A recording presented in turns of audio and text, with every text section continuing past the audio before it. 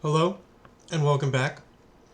I'm your host, Matt Kerr, and this is the Hot Action Podcast. We survived last week in Survivor, and we are currently sitting at 27 and 21 in terms of our on the year pick'em contest, picking every game against the spread. So we are 6 units up on the year. Not half bad. That's good for 23rd place in the contest. Not elite, but, still sticking around. We have not fallen out of the competitive zone yet. So, with that in mind, let's talk about what happened last week, how we got into this place, and then we will go on and pick this week. Alright, so my picks, we are going to go back to last week, and we're going to take a look at what happened. So we started last week with Miami plus 12.5. Worked out. Buffalo was also our pick to survive in the survivor pool, so that worked. Buffalo wins but does not cover, and the thesis was Miami won't win, but they'll stick around enough to cover, and they managed, so that worked. We took Indianapolis minus 3.5 because they're playing really well and Tennessee's not very good. Worked. We took New England plus 1.5, and that was one where it felt like the thesis was correct, but New England just could not stop turning the ball over. This is the type of game that would make Bill Belichick roll in his grave if he was dead, but he is alive and, coaching at UNC. But whatever. Nothing more to say about that other than it felt like New England should have won the game, but they just couldn't help themselves. Kept turning it over. Then we took Jets plus 7.5 at Tampa Bay. Tampa Bay wins the game by 2. Jets cover. Worked. We thought that the Jets would keep it, competitive enough that it wasn't going to get into this 2-score territory. Worked out maybe even a bit better than I imagined. Washington beats Vegas 41-24. We took Washington minus 3.5 because, I don't know, we just had to pick someone there, so we took the home team. Now, here's one that was really tough. We took the Rams plus 3.5, and it felt like this was one of the bad beats of the season, probably. I doubt that there's going to be one quite this bad. The Rams had it in a scenario where they were losing the game by 2. Whether they hit the field goal or not, they're going to win the game, or they're going to cover. But then, of course, blocked field goal, return for a touchdown. They lose 26-33, and they do not cover. That was devastating. Again, it felt like the thesis was there. The result was not there. Now, here's one where the thesis was very, very wrong. We thought Atlanta was styling on fools. We thought Carolina was terrible. We took Atlanta minus 5.5. And they would lose by 30. They would be shut out. They would not get past Carolina's 30-yard line. They have no touchdowns on the season from their offense other than one where Minnesota allowed them to score on purpose. This Atlanta team might be really bad. That blowout against Minnesota was kind of funny because it was all field goals and then one fake touchdown. It's hard to know what's going on here. This Atlanta team might be dog water. That's something to keep watching. Then we got Cincinnati at Minnesota. We took Minnesota minus 2.5, and they absolutely styled on Cincinnati. Cincinnati did not know what was going on. They just kept turning the ball over.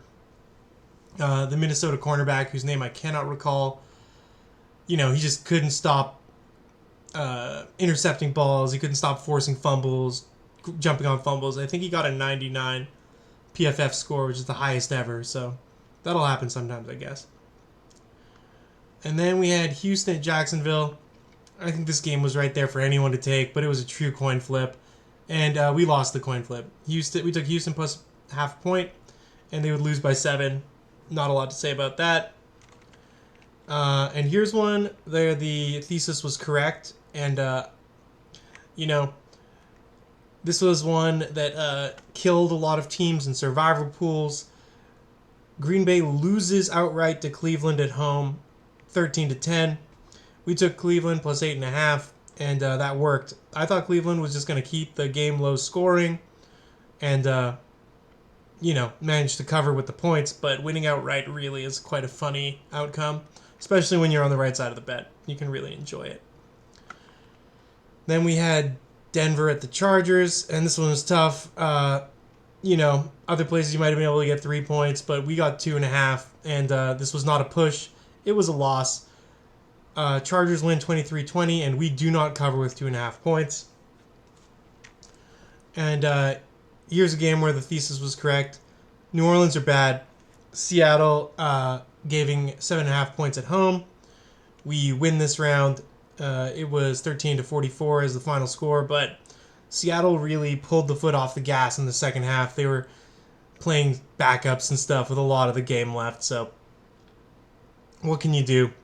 When you're up multiple scores in the first quarter, you're probably not going to be driving at maximum speed for the rest of the game.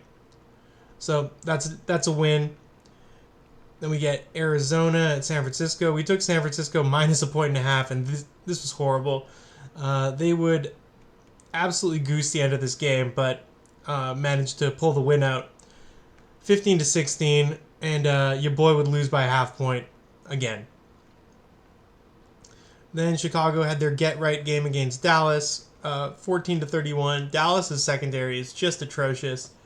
I don't know if Chicago's any good, but if you get a decent passing attack on Dallas, you can beat them up. Also, I don't know if they're going to survive much longer if they keep getting injured. Well, that's all there is to say about that.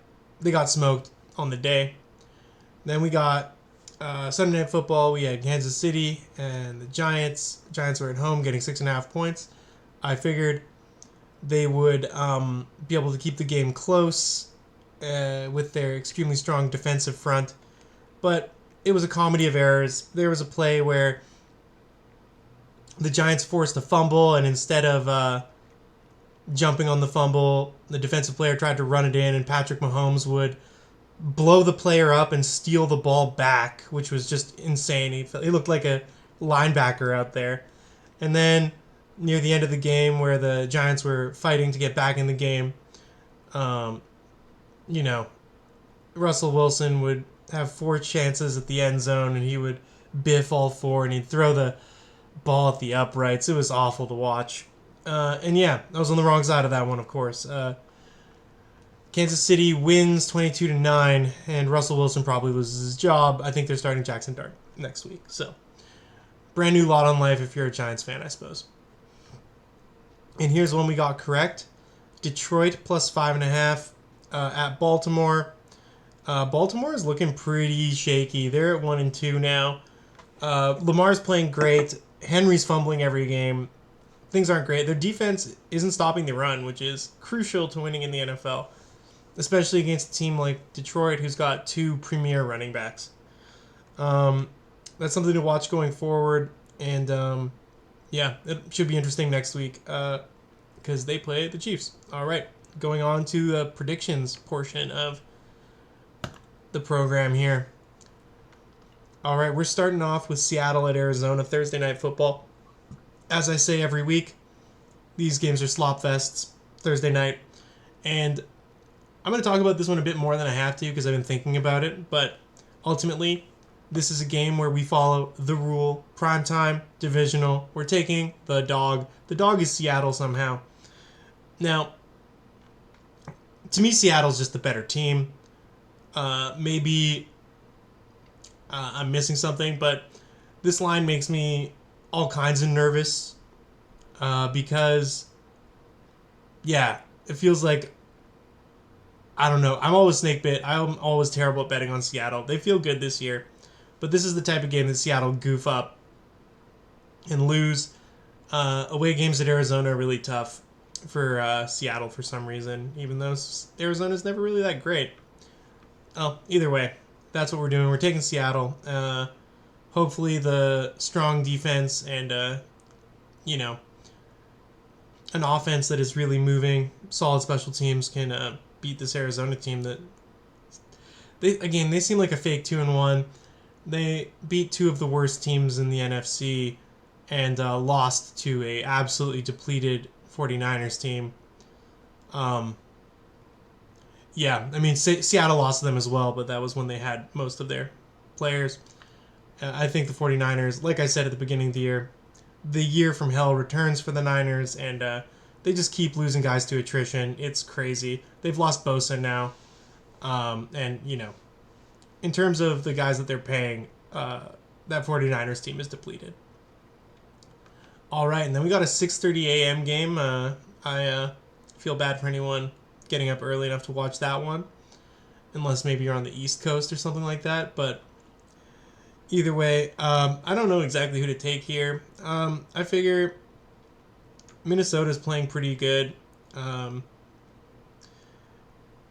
Neither team is really going to be home or away here, so I'll take Minnesota. I think they're playing better at the moment, but I'm kind of holding my nose to pick either team here. This is a game I wouldn't bet if I were not doing a pick every single game challenge. So that being said, that's what we're doing. Okay, we got New Orleans at Buffalo.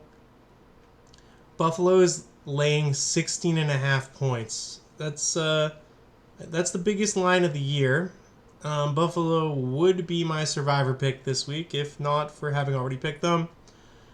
Now, I think I would want to pick New Orleans with 16.5 points, but Buffalo's at home. We're just going to pick Buffalo.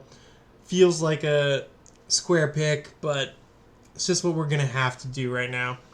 I cannot, in good faith, pick this New Orleans team with the way they played last week against Seattle. I don't know. We need to figure out more about this New Orleans team, but they're 0-3. Don't know what else to say here. Now we got Tennessee at Houston. Houston's giving up 7.5 points at home. I don't think any team, honestly, should be laying 7.5 to Houston. We're taking Tennessee here. Both these teams are 0-3. I don't see why Houston should be such a large favorite here. It really just doesn't make sense to me. Then we got Cleveland going to Detroit. Detroit's giving up 8.5 points. Detroit just, took care of business against the Ravens. And if this were in Cleveland, I'd be picking Cleveland, but because it's in Detroit, we're taking Detroit. I think home field will make the difference here. I don't think that they're going to give...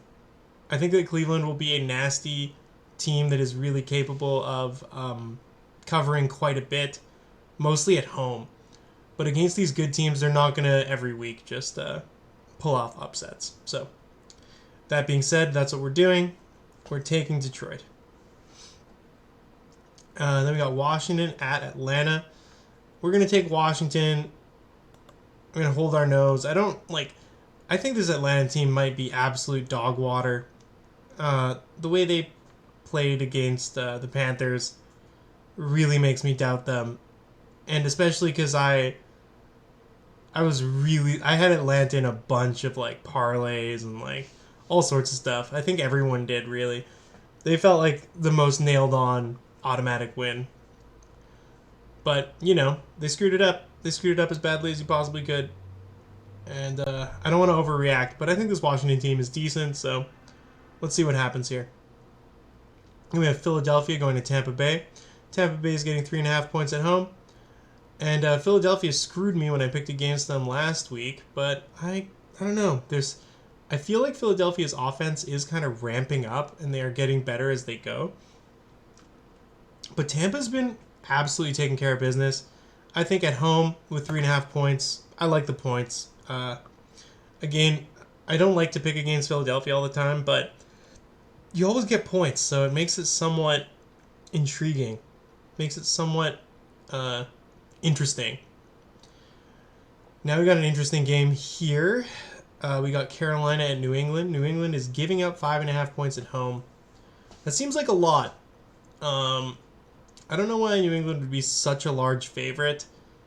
I'm gonna hold my nose and take Carolina. Sorry, Pats people. That's just what I'm gonna do. I like the Pats to win, but that's a lot of points for an NFL game, especially I don't know if the Pats are blowing anybody out these days, so we're going there. All right, then we got the Chargers at the Giants. Giants are getting 5.5 at home. I saw this movie last week against a worse team.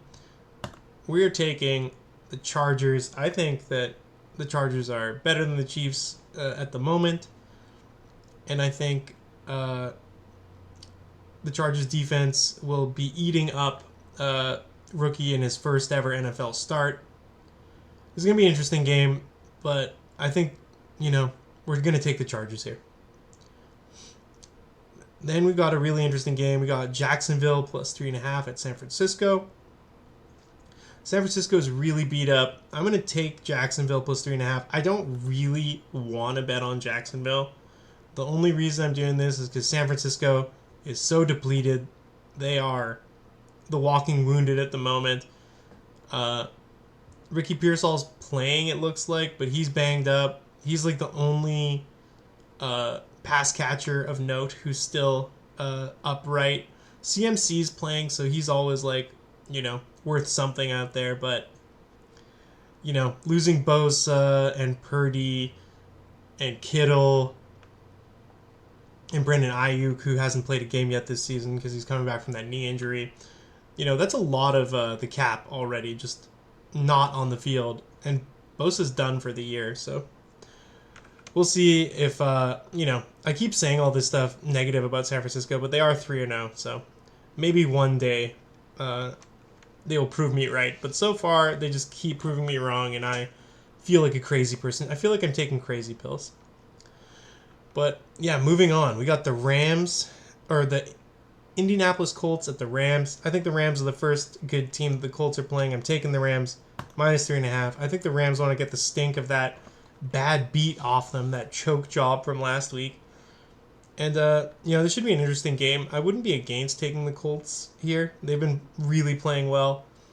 But again, I think this is the first, solid team that the Colts are going to have to play. And I don't know that they're going to have to play a lot, but this is going to be, I think, a little reality check for the role that the Colts are on. And, if they pass this reality check, maybe the Colts are the real deal, and they're if they win this game, they're winning the division, I think, already. So going up 4-0 against these absolute dogs in their division, I think they could seal it up this week, which is a crazy thing to say in week 4. But also, I don't think it's going to happen. So that's a long-winded way of saying Rams minus 3.5. Then we got Chicago at Vegas. I think that Chicago performed well last week, but I don't think we'll be seeing Pete Carroll allow, a 30-point passing performance from Caleb Williams. Let's take Vegas. I think Geno's going to show up. Sometimes you get Geno, the accurate pocket passer who wins games, and sometimes you get Gene, the guy that throws 3 interceptions and absolutely blows it for the team. But I think we're going to get a Geno game.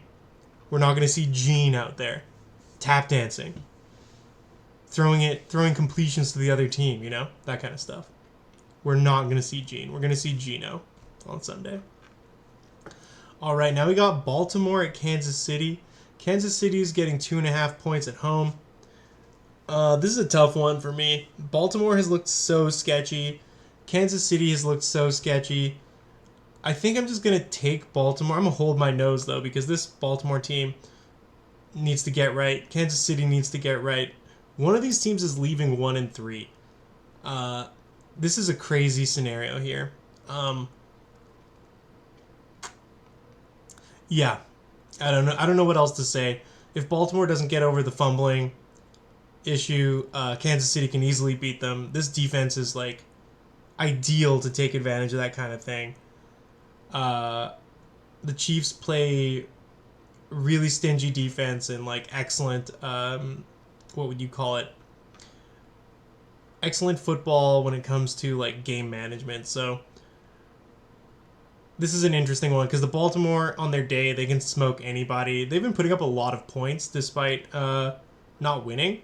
So I'll take Baltimore, but this is not an easy choice, especially because Kansas is at home. And they do seem to have Baltimore's number whenever it's a important game, like at the beginning of last year in the playoffs or whatever. So, with all that being said, I'm taking Baltimore, but it's a stinky bet to me.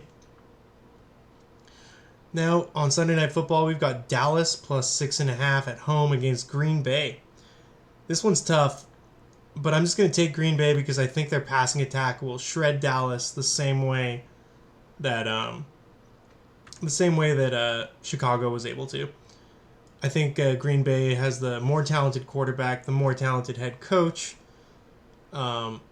slightly better attacking weapons, and their defense is going to make life hell on Dak and the boys. So we're going to take this. This is a game that I could easily see going the other way, though. With this is a pretty big line. Dallas at home. Primetime games tend to be officiated a little more close. So I'm taking Green Bay, but it's marginal. It's marginal. All right. Then we got 2 Monday games, which I never support. I think they should never do this. Please stop this.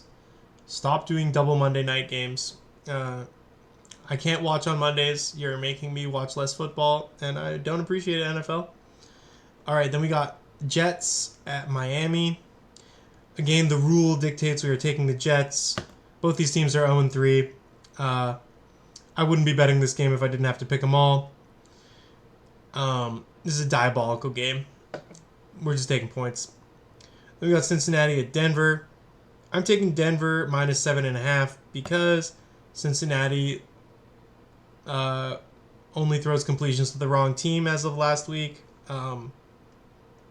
The wheels appear to be falling off. The idea that they're 2-1 is kind of funny. They've played really bad every single game, by my estimation. But yeah, somehow they have 2 wins here. That's it. That's all the picks for the week. I am going to put in this tiebreaker number for my contest. We're going to submit that. And now, the thought process here for Survivor is, because we like Detroit and we like the Chargers, I kind of feel like, so last week Cleveland messed with everybody. The Giants did not. It's like, who do I think has the more dog in them? I'm going to take, I think, the Chargers to beat the Giants in the old Survivor here. So I'm going to write that down. We are taking L.A. Chargers. Now, that's all the bets. That's all my predictions for the week. If you're still watching, I'd like to say thank you. If you're still watching, definitely hit like and subscribe. And yeah, we're out here producing free money for all of my viewers. We're ahead. We're still in Survivor. Everything's going pretty good. So, maybe if you watch, things are going good for you too. Or maybe you can just make fun of me for continuing to make these videos. Whatever you want to do. Say stuff in the comments. Talk to you guys later. See you next week. Peace.